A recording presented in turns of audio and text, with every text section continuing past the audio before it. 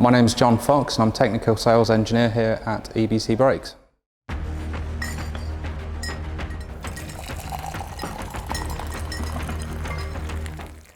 I've been at EBC Brakes now for 2 years and I cover the business development activities for the railway industry, industrial applications, wind turbines and military vehicles. A lot of what I do, unfortunately, I can't talk about, but it does involve mainly the railway industry.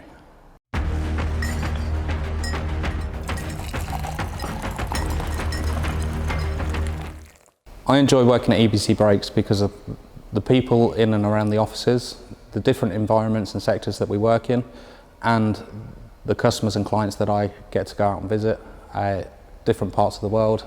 Been over to Milan in Italy, I've had meetings in Paris in France, and I also have clients in the US as well.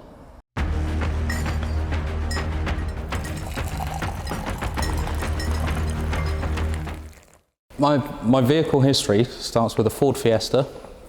Unfortunately at the time didn't have a driving licence, so didn't get to drive it very often. After the Fiesta, once I'd passed my driving test, I then went on to a Ford Street KA, After that is a boring Astra for a little while. Whilst owning the Astra, I did have a Mark 1 Volkswagen Golf convertible. I did quite a lot of work on that and got to drive it a few times before it finally gave up. Also for a little while had a Land Rover Discovery, one of very few V8 petrol vehicles in the UK, and managed to get that stuck in a field a few times. After the Land Rover was the Ford Focus ST, with the Mountune ST260 upgrade. It's a lot quicker than I expected.